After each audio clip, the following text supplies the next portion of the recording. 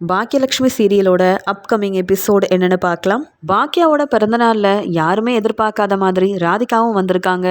ஆனால் ராதிகா எல்லார்கிட்டையும் ரொம்ப நல்லா பேசிட்டு கோபியை கண்டுக்காமல் இருக்க, கோபி ராதிகா கிட்ட போயிட்டு மயு எப்படி இருக்கா, நீ எப்படி இருக்க அப்படின்னு ஒவ்வொரு கேள்வியாக கேட்க, இதெல்லாம் பார்த்துட்டு இருக்க ஈஸ்வரி ரொம்ப பயப்படுறாங்க. இங்கே கோபி மறுபடியும் ராதிகா கூட வாழ போகிறேன்னு ஒரு முடிவு எடுத்துட்டா அப்புறம் நாம் நினச்சது எதுவுமே நடக்காதே, பாக்கியாவும் கோபியும் தான் ஒன்று சேர்ந்து வாழணும் அப்படின்னு நினச்சிட்டு ஈஸ்வரி, என்ன கோபி, பாக்கியாவோட பிறந்தநாளில் நீ சந்தோஷமா இருக்கணும் அப்படின்னு சொல்லி சமாளித்து இங்கே இனியா கூட எல்லாருமே கிளம்பி போயிடுறாங்க. இனியா ஏற்பாடு பண்ண மாதிரியே அங்கே வேலை பார்க்குற ஸ்டாஃப் பாக்கியாவுக்கு தெரிஞ்சவங்கன்னு ஒவ்வொருத்தரும் பேசுகிறத அங்கே பாக்கியாவுக்கு ஒரு சர்ப்ரைஸ் கிஃப்டாக கொடுக்குறாங்க. பாக்கியாவை எல்லாருமே புகழ்ந்து பாராட்டி பேசிகிட்டு இருக்கிறாங்க. இதை எதிர்பார்க்காத பாக்கியா, ரொம்ப நல்லா இருந்தது இனியா, என்னை பற்றி இவங்க எல்லாரும் இவ்வளோ சந்தோஷமாக பேசுவாங்கன்னு நான் கொஞ்சம் கூட எதிர்பார்க்கவே இல்லை அப்படின்னு இனியா கிட்ட சொல்லிட்டு இருக்க, உடனே இனியாவும், அம்மா நம்ம பாட்டியும் உங்களை பற்றி பேசணும்னு ரொம்ப ஆசைப்படுறாங்கம்மா, அது மட்டும் இல்லாமல் பாட்டிக்கு உங்களை ரொம்ப பிடிக்கும், உங்களுக்கு பெரிய சர்ப்ரைஸ் பண்ணணும்னு நினைக்கிறாங்க அப்படின்னு சொன்ன உடனே ஈஸ்வரியும் எல்லார மாதிரியும் முன்னாடி போய் நின்று பேசிகிட்டு இருக்க, வந்த எல்லாருக்கும் நன்றி சொல்கிறாங்க ஈஸ்வரி. என் மருமக பாக்கியா பெரிய புத்திசாலி, திறமசாலி, அதனால தான் இப்போ அவள் 2 பெரிய ரெஸ்டாரண்ட்டுக்கு ஓனராக இருக்கா. பாக்கியாவை நினச்சி நான் பெருமைப்படாத நாளே கிடையாது அப்படின்னு முதல்ல புகழ்ந்து பேசின ஈஸ்வரி, இங்கே இன்னொரு பக்கம் நான் உங்கள் எல்லாருக்கும் பாக்கியாவை பற்றி ஒரு சந்தோஷமான விஷயத்த சொல்ல போகிறேன். இனி பாக்கியா தனி ஆள் கிடையாது, கோபி கூட ஒன்று சேர போகிறா. ஆமாம், கோபிக்கும் பாக்கியாவுக்கும் கல்யாண ஏற்பாடு செய்ய போகிறோம். 2 பேரும் ஒன்று சேர்ந்து தான் இந்த ஹோட்டலை, இந்த ரெஸ்டாரண்ட்டை நடத்தவே போகிறாங்க அப்படின்னு சொல்ல, அங்கே இருந்த ராதிகாலேருந்து மற்ற வந்த எல்லாருமே பேரதிர்ச்சி அடைகிறாங்க. இதை எதிர்பார்க்காத இங்கே பாக்கியாவும் அத்தை என்ன சொல்கிறாங்க, என்கிட்ட இதை பற்றி கேட்காம அவங்களாம் எப்படி ஒரு முடிவெடுப்பாங்க, அதுவும் வந்து எல்லார் முன்னாடியும் என்னென்னவோ பேசிகிட்டு இருக்காங்க, என்ன விஷயம் நடக்காதோ அதை பற்றி பேசுகிறாங்க. நான் எப்போ சொன்னேன் இங்கே கோபியை கல்யாணம் பண்ணிக்கிறேன்னு, நான் கோபி கூட ஒன்று சேர்ந்து வாழ எனக்கு விருப்பமே இல்லைன்னு சொல்லிட்டு இருக்கேன், அத்தை பாட்டுக்கு ஒரு முடிவெடுத்து எங்களை ஒன்று சேர்க்கணும்னு நினைக்கிறாங்களா அப்படின்னு பாக்கியாவுக்கு ரொம்பவே கோவம் வருது. இங்கே கோபியவும் பாக்கியாவையும் கூப்பிட்டு பக்கத்தில் நிற்க வச்சு இங்கே ஈஸ்வரி எல்லாரும் முன்னாடியும் இந்த சந்தோஷமான விஷயத்த சொல்கிற மாதிரி நினைக்கிறாங்க. ஆனால் அந்த சமயம் அங்கே போன பாக்கியா, அத்தை இதுக்கு மேலே நீங்கள் எதுவும் பேச வேண்டாம், நான் எப்போத்த சொன்னேன் இந்த கோபியை கல்யாணம் பண்ணிக்கிறேன்னு, என் மனசில் அப்படி ஒரு எண்ணம் இல்லவே இல்லை. இத்தனை பேர் முன்னாடி நீங்கள் இந்த விஷயத்த சொல்கிறீங்கன்னா நீங்கள் முதல்ல என்கிட்ட இதை பற்றி பேசியிருக்கணும். அதை விட்டுட்டு தேவையில்லாமல் இப்படி என்னுடைய பிறந்த நாளில் உங்கள் முடிவை சொல்ல வேண்டிய அவசியம் என்ன இருக்குது? எனக்கு கல்யாணம் பண்ணிக்கணுன்ற ஆசை இல்லவே இல்லை. அப்படியே ஆசைப்பட்டாலும் இந்த கோபியை இல்லை, வேற ஒரு நல்ல ஆளாக பார்த்து நானே கல்யாணம் பண்ணிக்கிற முடிவையும் எடுப்பேன். ஏன், என் பிறந்த நாளைக்கு ஏற்பாடு செய்ய தெரிஞ்ச எனக்கு அப்படி ஒரு முடிவெடுக்க தெரியாதா என்ன? நீங்கள் இதை பற்றி யோசிக்க வேண்டிய அவசியமே இல்லை. அது மட்டும் இல்லாமல் என்னை ஏமாற்றி அவமானப்படுத்தி எனக்கு டிவோர்ஸ் கொடுத்துட்டு போன இந்த கோபி கூட மறுபடியும் நான் ஒன்று சேர்ந்து வாழ்கிறதா? நடக்காத ஒன்றை நீங்கள் பேசாதீங்க. எங்கள் அத்தை சொல்கிற மாதிரி எனக்கு கல்யாணம் நடக்க போகிறதும் இல்லை, நான் கோபியை மறுபடியும் ஏற்றுக்க போகிறதும் இல்லை. இது என்னுடைய தெளிவான முடிவு. முடிஞ்ச வாழ்க்கையை மறுபடியும் புதுப்பிக்க பார்க்காதீங்க, அது நடக்கவே நடக்காது அப்படின்னு வந்த எல்லாரும் முன்னாடியும் சொன்னது மட்டும் இல்லாமல் எங்கள் அத்தை சொன்னது எல்லாமே போய், இந்த கல்யாணம் நடக்காது, நான் அப்படி எந்த முடிவும் எடுக்கவே இல்லை, நான் தனியாக இருந்து சாதிக்கணும்னு நினைக்கிறேன், கோபியை மறுபடியும் நான் ஏற்றுக்க போகிறதில்ல அப்படின்னு சொல்லிட்டு ரொம்ப கோவமாக அங்கே இருந்து கிளம்ப பார்க்கும்போது அங்கே வந்த பெரிய பெரிய ஆளுங்க எல்லாருமே, என்ன பாக்கியா மேடம், உங்கள் வீட்லேயே இவ்வளோ குழப்பம் இருக்குது, அது மட்டும் இல்லாமல் உங்கள் அத்தை என்னென்னவோ சொல்கிறாங்களேன்னு கேட்க, என் அத்தைக்கு வயசாயிடுச்சு, என்ன முடிவெடுக்கன்னு தெரியாமல் அவங்க இஷ்டத்துக்கு ஏதோ பேசிகிட்டு இருக்காங்க, அதை பற்றியெல்லாம் யோசிக்காதீங்க, சீக்கிரமாகவே நான் வெளியூர்லலாம் பெரிய பெரிய ரெஸ்டாரண்ட்டை ஆரம்பிக்கணும்னு முடிவெடுத்துட்ருக்கேன், அதுக்காக நான் கஷ்டப்பட்டு உழைச்சிட்ருக்கேன், இப்படி என் வேலையை பற்றி நான் நினைக்கும்போது இப்படி கல்யாணத்தை பற்றி நான் எதுக்காக யோசிக்கணும்? என் கல்யாணத்தில் நான் சந்தோஷமாக வாழ்ந்ததே இல்லை, இந்த கோபியை கல்யாணம் பண்ணிக்கிட்டு நான் அவமானப்பட்டது மட்டும்தான் நடந்தது, மறுபடியும் இப்படி ஒரு விஷயம் என் வாழ்க்கையில் நடக்க வேண்டாம்னு நினைக்கிறேன், எங்கள் அத்தை தெரியாமல் இப்படி பேசிட்டாங்க, இதை பற்றிலாம் நீங்கள் யோசிக்காதீங்க, நீங்கள் எப்பயும் போல் சந்தோஷமாக இருங்கன்னு தன்னுடைய பிறந்தநாளை நல்லபடியாகவே கொண்டாடுறாங்க. இதெல்லாம் பார்க்குற ஈஸ்வரி அவமானப்பட்டு நிற்கிறாங்க. என்ன இந்த பாக்கியா கொஞ்சம் கூட எனக்கு மதிப்பும் மரியாதையும் தராமல் வந்தவங்க முன்னாடி இப்படிலாம் பேசிட்டாலே, ஏதோ நான் பொய் சொன்ன மாதிரி பேசி இந்த கல்யாணம் நடக்காதுன்னு எதிர்த்துல பேசிகிட்டு இருக்கா அப்படின்னு ஈஸ்வரிக்கு ரொம்ப ரொம்பவே கோவம் வருது. அவமானப்பட்டு தலை குனிஞ்சு நிற்கிறாரு கோபி. இந்த பாக்கியாவோட பிறந்தநாளைக்கு நம்ம வராமையே இருந்திருக்கலாம் போலயே. அம்மா பேச்சை கேட்டுக்கிட்டு இங்கே வந்தேன். இப்போ அம்மா தேவையில்லாமல் கல்யாண விஷயத்த அதுவும் எல்லார் முன்னாடியும் சொல்லி இப்படிலாம் நடந்துருச்சே, பாக்கியா என்ன முடிவெடுக்க போகிறாளோ தெரியல அப்படின்னு தலை குனிஞ்சு நிற்கிறாரு இங்கே வந்து கோபி. இன்னொரு பக்கம் இங்கே பாக்கியா கிட்ட ராதிகா பேச போகிறாங்க. என்ன பாக்கியா இவ்வளோ கோவமாக இருக்கீங்க? உங்கள் அத்தை நினைக்கிறதும் சரிதானே? உங்களுக்கும் வயசாகுது, இந்த கோபிக்கும் வயசாகுது. நீங்கள் 2 பேரும் ஒன்றா சந்தோஷமாக இருக்கணும்னு அவங்க ஆசைப்படுறாங்க. ஆனால் நீங்கள் ஏன் அதெல்லாம் வேண்டான்னு சொன்னீங்க அப்படின்னு கேட்குறாங்க. அதுக்குடனே பாக்கியாவும், அது எப்படி ராதிகா நான் அவரை ஏற்றுக்க முடியும்? என் கூட வாழ்ந்துட்டு இருக்கும்போது நீங்கள் தான் முக்கியம்னு என் குடும்பத்தை விட்டு பிரிஞ்சு போன கோபி இப்போ என் அருமை புரிஞ்சுக்கிட்டேன், நான் என்னை மன்னிச்சு ஏற்றுக்கோன்னு வந்து நின்னா என்ன அவசியம் அவரை ஏற்றுக்கிறதுக்கு? தேவையே இல்லை ராதிகா. இப்போ கோபி வந்தால் நீங்கள் ஏற்றுப்பீங்களா ராதிகான்னு கேட்க, வேண்டவே வேண்டாம். கோபி கூட இருந்து நான் சந்தோஷமே இல்லாமல் என் சந்தோஷத்தை தேட ஆரம்பிச்சிட்டேன். ஆனால் இப்போ மயு கூட நான் ரொம்ப சந்தோஷமாக இருக்கேன். நான் நினச்ச வேலையை பார்க்குறேன், நல்லா சம்பாதிக்கிறேன். என் குடும்பத்தில் உள்ளவங்களும் சந்தோஷமாகவும் நிம்மதியாகவும் இருக்கிறாங்க. கண்டிப்பாக நான் கோபியை ஏற்றுக்கவே மாட்டேன்னு ராதிகா சொல்கிறாங்க. உடனே இங்கே பாக்கியாவும் அதே மாதிரி தான் நானும். என்னைக்கு கோபி என்னை விட்டு பிரிஞ்சு போனாரோ அன்னையிலேருந்து தான் என் திறமை என்னென்னு புரிஞ்சுக்கிட்டு நான் கஷ்டப்பட்டு உழைச்சி சம்பாதிக்க ஆரம்பித்தேன். என்னுடைய குடும்பத்துக்காக நான் நல்லா உழைக்கணும் அப்படின்னு முன்னேறிக்கிட்டே இருந்தேன். இப்போ பாருங்கள், 2 ரெஸ்டாரண்ட்டோட ஓனராக இருக்கேன். இன்னும் கொஞ்ச நாளையில் வெளியூர்லலாம் இந்த ரெஸ்டாரண்ட்டை ஆரம்பிக்க போகிறேன்.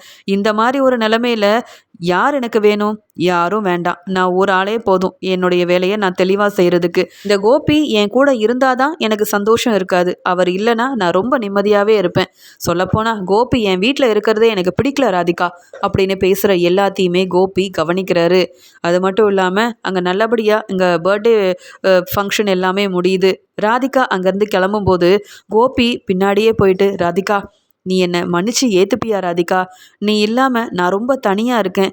என்ன தான் டிவோர்ஸ் ஆனாலும் ஓ ஞாபகமாகவும் மயு ஞாபகமாகவே தான் இருக்குது. நான் உன்கிட்ட பேசணும்னு நினைக்கிறேன் அப்படின்னு சொல்ல, உடனே இங்கே ராதிகா சொல்கிறாங்க, உங்ககிட்ட பேச ஒன்றுமே இல்லை கோபி. இப்போவாவது உங்கள் அம்மாவை பற்றி தெரிஞ்சுக்கிட்டீங்களா? நான் உங்கள் கூட சேர்ந்து வாழும்போது அந்த பேச்சு பேசி என்னை அவமானப்படுத்தினாங்க. ஆனால் இப்போ நான் உங்களை விட்டு பிரிஞ்சதுக்கு அப்புறமா உங்களையும் பாக்கியாவையும் ஒன்று சேர்த்து வைக்கணும்னு நினைக்கிறாங்க உங்கள் அம்மா. இதுக்கு வேற இங்கே கோபிக்கு வயசாயிட்டிருக்கு, அவனை பார்த்துக்க ஆள் இல்லைன்னு வேற காரணம் சொல்லிட்டு இருக்காங்க. சொல்லப்போனால் உங்களையும் பாக்கியாவையும் ஒன்று சேர்க்கறதுக்காக தான் என்னை அவமானப்படுத்தி இங்கே கோபியை விட்டு பிரிஞ்சு போயிருன்னு அடிக்கடி உங்கள் அம்மா திட்டிக்கிட்டே இருந்திருக்காங்க போல. இப்போ தான் உங்கள் அம்மா செஞ்சது எல்லாமே எனக்கே புரிய வருது. பரவாயில்ல கோபி, என்ன இருந்தாலும் உங்கள் அம்மா பேச்சை கேட்டுட்டு இருந்தீங்கல்ல, இப்போ உங்கள் அம்மா சொன்னது நடக்குதான்னு பாருங்க. நான் கிளம்புறேன் அப்படின்னு சொல்லிட்டு ராதிகா அங்கேருந்து போயிடுறாங்க. அப்போ தான் கோபிக்கு புரிய வருது, இங்கே என்னையும் ராதிகாவையும் பிரித்தது எங்கள் அம்மா தான். இப்போ பாக்கியா கூட ஒன்று சேர்த்து வைக்கணும்னு ஆசைப்படுறதும் எங்கள் அம்மா தான். ஆனால் நடக்காத ஒரு விஷயத்த ஏன் எங்கள் அம்மா இப்படி நடத்தியே ஆகணும்னு சொல்லிட்டு இருக்காங்க. அதான் பாக்கியாவுக்கு பிடிக்கலன்னு ரொம்ப தெளிவாக தெரியுதே. அம்மா செய்கிறது ரொம்ப பெரிய தப்பு. ஏன் அம்மா இப்படி நடந்துக்கிறாங்கன்னு தெரியலையே அப்படின்ற மாதிரி கோபி யோசிக்கிறாரு. வீட்டுக்கு எல்லாருமே வராங்க. இங்கே பாக்கியா எப்பயும் போல் இதை பற்றி பேசாமல் தன்னுடைய வேலையை கவனமாக பார்த்துட்ருக்காங்க. தன்னுடைய ரெஸ்டாரண்ட்டில் நாளையிலேருந்து என்ன வேலை செய்யணும் அப்படின்னு பாக்கியா செல்வி கிட்ட பேசிகிட்டு இருக்காங்க. வீட்டுக்கு வந்த எழில் ஈஸ்வரி கிட்ட சொல்கிறாங்க, பாட்டி அம்மாவுக்கு பிடிக்காத விஷயத்த ஏன் பாட்டி செய்கிறீங்க? தாத்தா நம்மளை விட்டு பிரிஞ்ச உடனே அப்பாவும் இல்லை, நீங்கள் தனியாக இருக்கக்கூடாதுன்னு அம்மா உங்களுக்கு எவ்வளோ உதவி செஞ்சாங்க. ஆனால் நீங்கள் அம்மாவோட பிறந்த நாளையில் எல்லோரும் முன்னாடியும் இந்த கல்யாண விஷயத்தை பற்றி பேசினது எனக்கு என்னவோ கொஞ்சம் கூட பிடிக்கவே இல்லை. நீங்கள் செஞ்சது ரொம்ப பெரிய தப்பு பாட்டி அப்படின்னு எழில் சொல்கிறாரு. உடனே ஜெனியும், ஆமாம் இதே தான் நானும் சொல்லணும்னு நினச்சேன். ஆமாம் பாட்டி, இங்கே பாக்கியா ஆண்டிக்கிட்ட கேட்காம நீங்களாக ஒரு முடிவெடுத்து கோபி அங்கிளுக்கும் பாக்கியா ஆண்டிக்கும் கல்யாணம் ஏற்பாடு செய்ய போகிறேன்னு அத்தனை பேர் முன்னாடி சொல்கிறீங்க. நம்ம சொந்தக்காரங்க தெரிஞ்சவங்கன்னு எல்லாரும் நிற்கும்போது இப்படி எதுக்காக சொன்னீங்க? அதனால தானே பாக்கியா ஆண்டி ரொம்ப கோவமாக உங்களுக்கு சரியான பதில் கொடுத்தாங்க. அவங்களுக்கு ஒரு விஷயம் பிடிக்கலன்னு இத்தனை நாளாக சொல்லிகிட்டு இருக்கும்போது உங்கள் விருப்பப்படி தான் ஆண்டி நடக்கணும்னு நீங்கள் ஏன் நினைக்கிறீங்க? இந்த வீடு பாக்கியா ஆண்டியோட வீடு. இதில் நாம் எல்லாரும் இருக்கணும்னா அவங்க பேச்சு தான் நாம் கேட்கணுமே தவிர்த்து உங்கள் பேச்சை எதுக்கு பாக்கியா ஆண்டி கேட்கணும் அப்படின்னு ஜெனியும் கேள்வி கேட்குறாங்க ஈஸ்வரியை. இதை பார்த்துட்டு இருந்த செல்வியும் இங்கே கோபிக்கிட்ட கேள்வி கேட்குறாங்க. ஆமாம் சார், உங்கள் அம்மா தான் எல்லாரும் முன்னாடி இப்படி பேசுகிறாங்கன்னா வேண்டாமா, இந்த கல்யாணம் எனக்கு பிடிக்கல, மறுபடியும் பாக்கியா வாழ்க்கையில் நான் பிரச்சனை செய்ய மாட்டேன், இந்த கல்யாண ஏற்பாடெல்லாம் ஒன்றும் நடக்காதுன்னு நீங்கள் பேசாமல் அமைதியாக நின்றுட்டு இருந்தா என்ன சார் அர்த்தம்? அப்போ உங்களுக்கும் மனசில் பாக்கியா அக்காவை கல்யாணம் பண்ணிக்கணுன்ற எண்ணம் இருக்கா அப்படின்னு கேட்குறாங்க செல்வி. அதுக்குடனே இங்கே கோபியும், அப்படிலாம் நான் நினைக்கல. ஆனால் எங்கள் அம்மா நானும் தனியாக நின்றக்கூடாது, வயசான காலத்தில் உதவி செய்ய யாரும் உனக்கு இருக்க மாட்டாங்க, நீ தனியாக இருக்கிறது நல்லதில்ல கோபி, இந்த கல்யாணத்தை செஞ்சுக்கிட்டா நீ மட்டும் இல்லாமல் பாக்கியாவும் ரொம்ப சந்தோஷமாக இருப்பா. அது மட்டும் இல்லாமல் பாக்கியா உன்னை கல்யாணம் பண்ணிக்கிட்டு கொஞ்சம் கூட சந்தோஷத்தை அனுபவிக்காமல் இத்தனை நாள் இருந்துட்டா. இனியாவது பாக்கியாவுக்கு எந்த ஒரு விதமான பிரச்சனை வரக்கூடாதுன்னா பாக்கியாவை நீ மட்டும்தான் சந்தோஷமாக பார்த்துக்க முடியும்னு சொல்லி என்னையும் கல்யாணத்துக்கு ஒத்துக்க வச்சாங்க. நானா விருப்பப்பட்டு இதுக்கெல்லாம் நான் ஒத்துக்கவே இல்லை அப்படின்னு செல்விக்கிட்ட சொல்கிறாரு. இதை பார்த்துட்டு இருந்தா பாக்கியா ரொம்பவே கோவமா, போதும் போதும், அதான் இந்த கல்யாணத்தை பற்றி யாரும் பேச வேண்டான்னு சொன்னதுக்கு அப்புறமாவும் என் வீட்டில் எதுக்கு இதை பற்றி பேசிகிட்டு இருக்கீங்க செல்வி, உனக்கு என்ன வேறு வேலை இல்லையா? நான் தான் ரெஸ்டாரண்ட்டில் வச்சே சொல்ல வேண்டியவங்களுக்கெல்லாம் புரிகிற மாதிரி சொல்லிட்டேனே, இப்போ எதுக்காக அதை பற்றி பேசுகிறீங்க?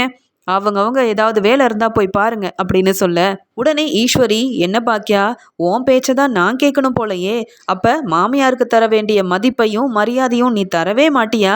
இவ்வளோ சத்தமாக பேசிகிட்டு இருக்க, வந்த எல்லார் முன்னாடியும் மாமியாருன்ற மதிப்பு தராமல் அந்த பேச்சு பேசிட்டு இங்கேயும் வந்து எல்லாரையும் திட்டிகிட்டு இருக்க. நீ என்னதான் நினச்சிட்டு இருக்க? நீ ஹோட்டலோட ஓனராக இல்லைனாலும் பரவாயில்ல, என் சொல் பேச்சை கேட்டுக்கிட்டு கோபியை ஒழுங்காக கல்யாணம் பண்ணிக்க. உனக்காக இல்லைனாலும் உன் பசங்களுக்காக இதை நீ செஞ்சு தான் ஆகணும். இந்த கல்யாணத்தை நான் நடத்தியே ஆவேன் அப்படின்னு சொல்கிறாங்க ஈஸ்வரி. உடனே பாக்கியாவும், உங்களுக்கு உங்கள் பையன் கல்யாணத்தை பார்க்கணுன்னு ஆசை இருந்தா ஒரு நல்ல பொண்ணாக பார்த்து கோபிக்கு மறுபடியும் கல்யாணம் பண்ணி வைங்க. அதை விட்டுட்டு மறுபடியும் நான் இந்த கோபி கூட ஒன்று சேர்ந்து வாழ்வேன்னு நினச்சி தேவையில்லாமல் நீங்கள் பாட்டுக்கு எல்லா இடத்துலையும் என்னை பற்றி பேசிகிட்டு இருந்தீங்கன்னா பார்த்துட்டு சும்மா இருக்க மாட்டேன். சொந்தக்காரங்களே கோபியை பற்றி என்கிட்ட பேசக்கூடாதுன்னு நினைக்கிற ஆள் நான். மறுபடியும் இவரை நான் ஏற்றுப்பேன்னு நீங்களா எப்படி ஒரு முடிவு எடுப்பீங்க? ரெஸ்டாரண்ட்டுக்கு எத்தனை பேர் வந்திருந்தாங்க, அத்தனை பேரும் என்னை பற்றி என்ன நினச்சிருப்பாங்க? உங்கள் இஷ்டத்துக்கு நீங்கள் பேசிகிட்டு இருக்கீங்க. எனக்கு கல்யாணம்னு ஒன்று ஆச்சு. அந்த கல்யாணத்தில் நான் சந்தோஷமாக இல்லை. நான் இப்போ நிம்மதியாக இருக்கேன். தனியாக இருக்கிறது தான் எனக்கு நிம்மதியை தரும் நான் முடிவெடுத்திருக்கேன். அதை விட்டுட்டு உங்கள் இஷ்டத்துக்கெலாம் என்னால் என்றைக்கும் நடக்க முடியாது அத்தை. உங்கள் வேலையை போய் பாருங்க அப்படின்னு சொல்கிறாங்க பாக்கியா. இப்படி பாக்கியா ஒரு பக்கம் பேச, அதுக்கூடனே இங்கே ஈஸ்வரியும் எதிர்த்து பேசிகிட்டு இருக்க. வீட்டில் அதிகமாக பிரச்சனை போயிட்டே இருக்குது. இதை பார்த்துட்டு தன்னுடைய தப்பை உணர்ந்த கோபி கண் கலங்கிக்கிட்டே, போதும் போதும், என்னால் யாரும் இப்படி பிரச்சனை செய்ய வேண்டாம். நான் செஞ்சது தான் பெரிய தப்பு. அம்மா, நீங்கள் என்ன ராதிகா கூட சேர விடாமல் என்னை பிரிக்கணும்னு நினச்சிங்க. அதே மாதிரி நான் இப்போ தனியாக இருக்கும்போது பாக்கியா கூட ஒன்று சேர்க்கணும்னு நினைக்கிறீங்க. எனக்கு இதெல்லாம் கொஞ்சம் கூட பிடிக்கலம்மா. இப்படி அவமானப்பட்டு இந்த வீட்டில் இருக்கிறத விட பேசாமல் நான் தனியாக எங்கேயாவது போய் நிம்மதியாக இருந்துக்கிறேன். எனக்குன்னு பிஸ்னஸ் இருக்குது. ஏன் தனியாக இருந்தால் பாக்கியாவே தனியாக இருந்து சாதிக்க போகிறேன்னு சொல்லும்போது என்னால் இருக்க முடியாதாம்மா? ராதிகாவும் என்னை வேண்டான்னு சொல்லிட்டா, பாக்கியாவும் என்னை ஏற்றுக்க மாட்டேன்னு சொல்லிட்டா. அப்படி இருக்கும்போது இது எல்லாமே நான் செஞ்ச தப்பால தானம்மா? உங்கள் பேச்சை கேட்டு ராதிகாவை இந்த வீட்டுக்கு நான் கூட்டிகிட்டு வந்திருக்கவும் கூடாது. அதனால தான்மா ராதிகா என்னை பிரிஞ்சே போயிட்டா. இப்போ குடும்பம் இல்லாமல் தனியாக நின்றுட்டுருக்கேன். இதுக்கிடையில் கல்யாண ஏற்பாடு செய்கிறேன்னு நீங்கள் வேற பிரச்சனை செய்கிறீங்க. போதுமா? உங்கள் பேச்சை கேட்டு அவமானப்பட்டு இப்படி நான் தனியாக நின்ன வரைக்கும் போதும். இனிமேல் இந்த வீட்டில் இருந்து பாக்கியாவுக்கு கஷ்டத்தை கொடுக்க மாட்டேன். பாக்கியாவுக்கு இந்த கல்யாணம் பிடிக்கலன்னு தெரிஞ்சதுக்கு அப்புறமா நாம் ஒதுங்கி இருக்கிறது தாம்மா நல்லது. அதை விட்டுட்டு மறுபடியும் பாக்கியாவை மனவேதனைப்படுத்துகிற மாதிரி கல்யாண ஏற்பாடு செய்வேன்னு சொல்கிறது ரொம்ப பெரிய தப்பு. நான் இல்லைனாலும் உங்களை தன்னுடைய அம்மா மாதிரி பாக்கியா பார்த்துக்கிட்டா. அந்த ஒரு விஷயத்த நீங்கள் நினச்சி பார்க்கணும். அதை விட்டுட்டு பாக்கியாவுக்கு பிடிக்காத விஷயத்த நீங்கள் செய்யாதீங்க. பாக்கியாவுக்கு பிடிக்கலன்னா இந்த கல்யாண ஏற்பாடே வேண்டாம் தான் நான் சொல்லுவேன். நான் செஞ்ச தப்பால் தானே பாக்கியா இப்படி ஒரு முடிவெடுத்திருக்கா. பாக்கியா என்ன செஞ்சாலும் சரியாக தான் இருக்கும். தான் பசங்களுக்காக கஷ்டப்பட்டு உழைக்கிறா பாக்கியா. இப்போ கல்யாணம் செய்கிறதும் தப்பு தான். நான் கிளம்புறேம்மா அப்படின்னு சொல்லிட்டு தன்னுடைய ரூமுக்கு போகிற கோபியும் தனக்கு தேவையான அங்கே பொருளெல்லாம் எடுத்து வச்சுட்டு பையோட கீழே இறங்கி வராரு. இங்கே இனியா அழுகிறாங்க. உடனே எழில் சொல்கிறாரு, இப்போ அப்பா எடுத்தது தான் சரியான முடிவு. இதை முன்னாடியே செஞ்சுருந்தாருன்னா ராதிகாவும் பிரிஞ்சு போயிருக்க மாட்டாங்க, அப்பாவும் தனியாக நின்றுருக்க மாட்டார். இப்போயாவது இப்படி ஒரு முடிவு எடுத்தாரே. பாட்டி, நீங்கள் செய்கிற எதுவுமே சரியில்லை பாட்டி. அப்பா கிளம்பி போகும்போது கொஞ்சம் அமைதியாக இருங்க. அவர் பாட்டுக்கு தனியாக போய் அவருடைய வாழ்க்கையை நல்லபடியாக வாழட்டும். அதை விட்டுட்டு இங்கே இருந்தால் மறுபடியும் அம்மாவையும் அப்பாவையும் ஒன்று சேர்க்குறேன்னு சொல்லி பிரச்சனை செஞ்சுக்கிட்டே இருப்பீங்க பாட்டி அப்படின்னு இங்கே எழில் சொல்லிட்டு இருக்காரு. உடனே செழியனும், அப்பா நீங்கள் எங்கேப்பா போகிறீங்க அப்படின்னு கேட்க, எனக்குன்னு ஏதாவது ஒரு வாடகை வீடு கிடைக்காதா செடியா? நான் அங்கே போய் இருந்துக்கிறேன், பிஸ்னஸையும் நல்லபடியாக கவனிச்சுக்கிறேன்.